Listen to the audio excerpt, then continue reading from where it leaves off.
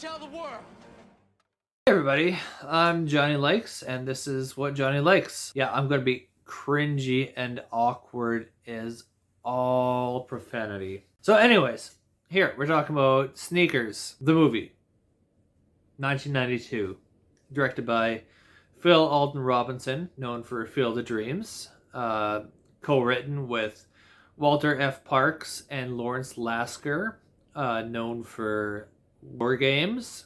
That's the behind the scenes folks. In front of the camera, we got Robert Redford, Sidney Poitier, David Strathairn, Dan Aykroyd, River Phoenix, Mary McDonnell, the Mandarin there, Ben Kingsley, Gandhi himself. Basic plot of it is Redford and a bunch of those folks I just mentioned work together in a security firm who try and break into other companies to show the weaknesses. I guess you'd call that penetration analysis, something along those lines. That's their job, and they get hired on kind of against Redford's will to secure a little black box, which piques the interest of multiple shady bad guys, be it government agencies, or are they government agencies? We don't know. It's fun. So that's the basic thing. They have to get a little black box, and stuff goes sideways from there. Personal context for me, this is one of my favorite heist movies of all time. It piqued my interest when I first saw it as a kid, around 10 or so. Saw it on home video, my parents had rented it.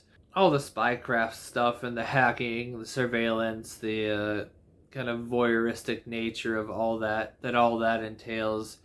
Just really got little 10-year-old Johnny just interested in those sorts of things.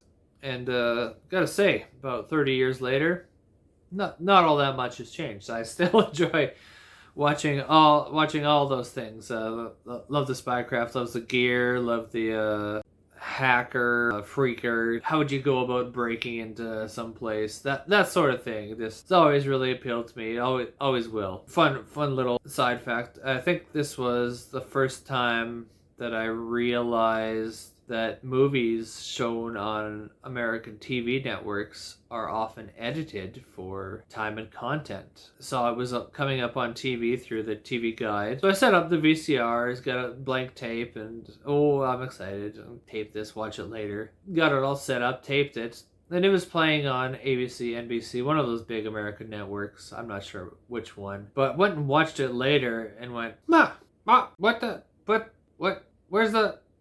because they had censored stuff and edited stuff for time. So I went to the folks and be like, why is this not the thing I remember? Yeah, little Johnny, that's because this is a 2-hour, 9-minute movie, and they have a 2-hour time slot to show this movie, including commercials. That's about an hour, 45 minutes. So they gotta cut some stuff out. Yeah, that sucks. I don't like that. And ever since then, I've been really against censorship, or just basically against censorship. I won't watch a movie if it was altered in any way. I don't even like watching the non-director's cuts, like the shorter versions of movies. It's just not for me. Some people, they're fine with it. They're like, well, what's the big deal? It's the same movie. It's just shorter. It's more to the point. No. Anyways, where was I? Sneakers. Yes, early 90s, mid 90s. Good stuff.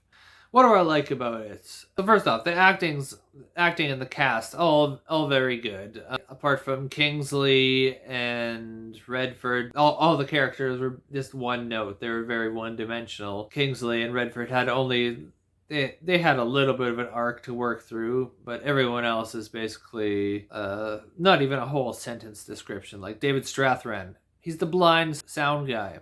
Dan Aykroyd, he's the conspiracy nut.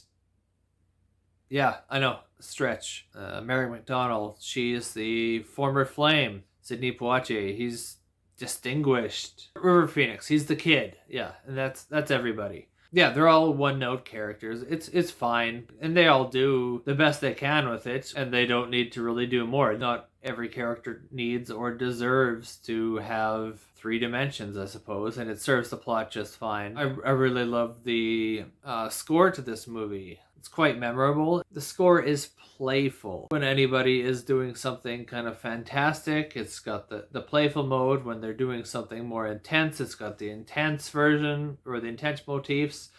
It's quite a good score. I'll have to look up and maybe insert who did the score to this, but I quite enjoyed it. I thought it was very effective. Cinematography, lighting, all that. They seem like professionals. Nothing really sticks out. It's all very by the books. They're good. They're good students. They're not the top of the class, but they're definitely passing. The story itself, intriguing. It had my attention the whole time. I've watched this movie several times over the years, and every time sucks me in as if I've not seen it previous times. Some of the technological stuff, like the hacking and the cyber stuff, was not believable even as a kid in the 90s. Like at one point they're playing with the little black box, and I have no idea what they were doing. The guy's touching a sensor to wires, and okay, suspend your disbelief, it'll be fine. That's how technology works. Yes, you get a laptop. If something's encrypted and you hit the encryption key, it will make like the Matrix, where all the letters will just slowly de-obfuscate themselves into regular looking text. That's how that works. I get it. That's a Hollywood thing. I'm willing to accept that. But realistic, it is not. Spoilers from here on out until the time code, where you can jump to and see my rating and recommendations, and then you can remember to subscribe and like and all that jazz. Stuff I really liked about the movie. This just scenes I liked. The opening scene with Redford and Kingsley, not them, but the characters they play in younger versions of them. The opening scene, liked how Kingsley had a little sleight of hand, liked them playing Robin Hood, like the chance elements that one of them had to go get pizza due to a game of chance, which was rigged. But everything about it, how pretty much everything set up in that initial scene has paid off later in the movie. That's great. Good screenwriting. Next up, opening bank robbery scene establishes who all the characters are and how they relate without explaining too much. Just shows you how they go. It's fun. They're cracking wise without winking at the camera, which is always a great thing. Love the scene where they're recreating Redford's car trip in the trunk, doing it with the synthesizer and some maps. It's a lot of fun. Doing a little bit of research, seeing them make jokes. It sounded like a cocktail party. And then it shows a shot of a bunch of ducks on underneath a weir or something like that. Love the C-Tech astronomy Scrabble scene where Redford, something's bugging him about the name C-Tech astronomy, so that doesn't mean anything. Flips over the Scrabble game and takes the letters to spell that out and rearranges them to various meanings until he comes up with too many secrets. Oh, that's gotta mean something. Where it's like, okay, sure, that it can anagram out to that, but that definitely means that it's not a real name.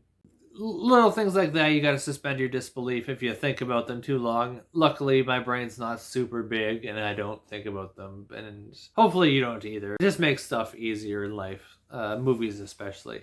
Like the whole breaking into Kingsley's office at the end, that was a good time. Liked Mary McDonnell going on her little date, trying to get date with Inconceivable from Princess Bride, trying to get him to say, "Hello, my name is," whatever his name is, Milton something. "My voice is my passport. Verify me." And she's doing a little checklist throughout her date, and manages to get everything but passport, and convinces him to say passport because he's got a sexy voice, and it's fun. Like the whole Redford breaking into the mathematician's little studio and having the blind guy pointing out to everybody where in his office that the little black box is, and then loved having them feed lines to Redford, having him convince the mathematician's lover that this is all it's fine.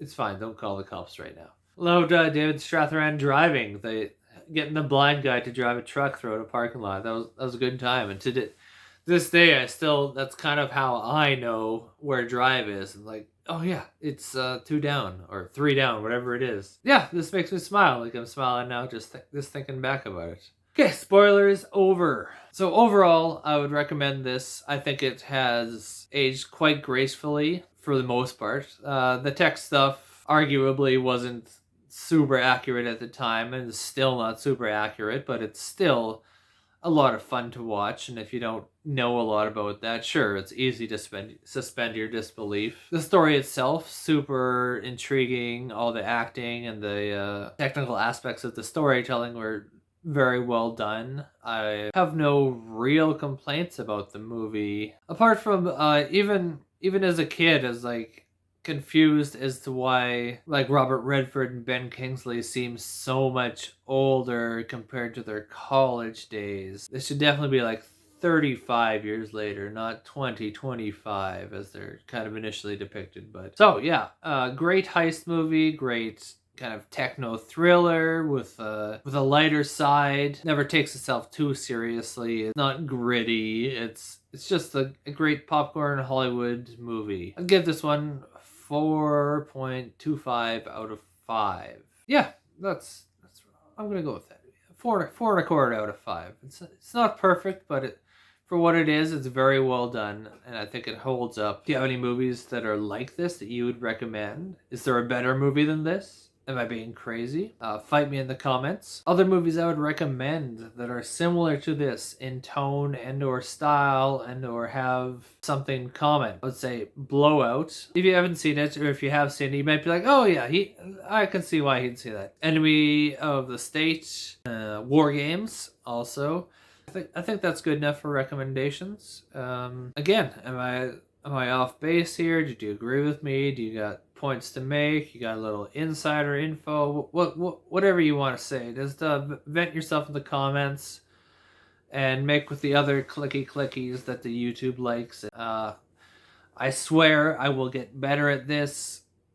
Just hang in there. Give me a little bit of love, and I'll see you guys later.